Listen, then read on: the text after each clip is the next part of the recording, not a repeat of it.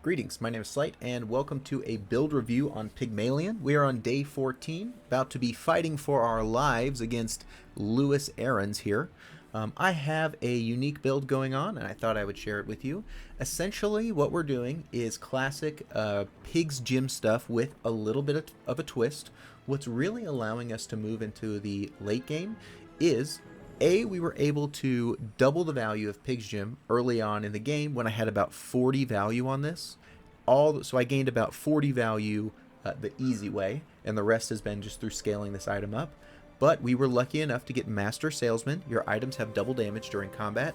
The big thing I want you to take away from this, before I get too far into what's making this build cracked, is that Pig's Gym, alright, with a board of strong enough small items, can be really, really powerful.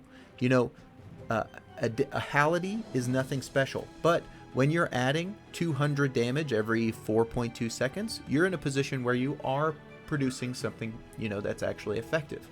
So now that we've established that, what is making this build cracked? Why do we have a chance to make it to 10 wins on day 14, 15, 16, this kind of thing?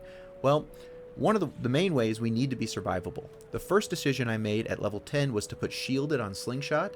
This is one of the first firing weapons that we have, and because this scales up so much, this has allowed me to start being really tanky. So against slower builds, it allows me to front load a little bit of a shield, but once this starts adding a lot of damage, I'm adding quite a bit of shield here, and that's one way that we're actually improving our survivability.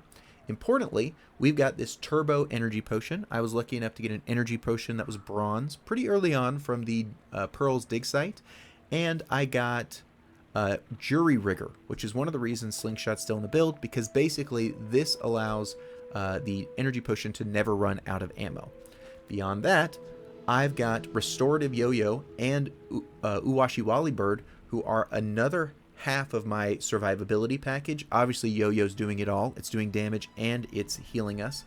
With the Restorative Jim's Pig, means that for something like the Yo-Yo, not only am I adding 420 damage every time this goes off, I'm also adding an extra 420 heal to this Restorative Yo-Yo, which means that my heals get incredibly powerful due to Pig's Gym here. Beyond that, we've got Fiery Marbles here, which we're using basically as a vehicle to charge Restorative Yo-Yo. We already talked about this.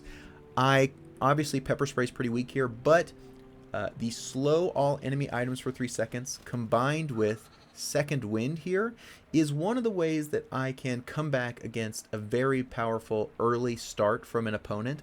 If someone's really, really strong right at the gate, I'm going to heal 40% of my max health and potentially slow all their items, giving me that potential ability, as well as hunker down, right?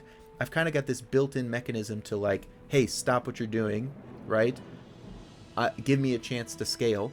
This kind of buys me that extra 2 or 3 seconds in against certain builds, which might be all that it needs for me to start scaling to where I can start out healing their damage.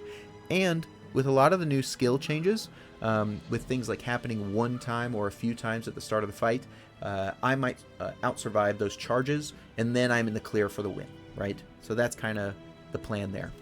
We've also got Slow Burn.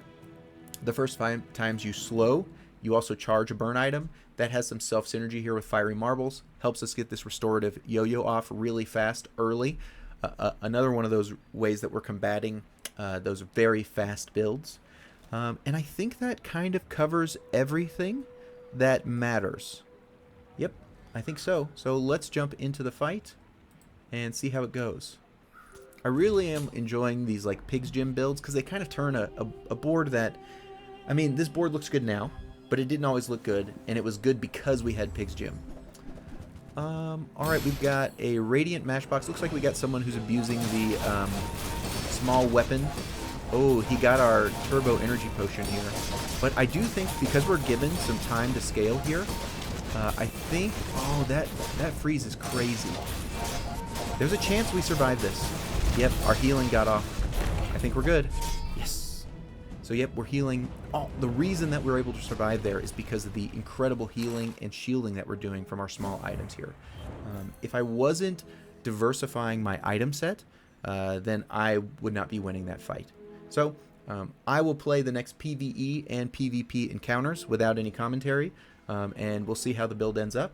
Hopefully you learned something. If you have any questions, throw them in the comments, and I'll see you in the next one.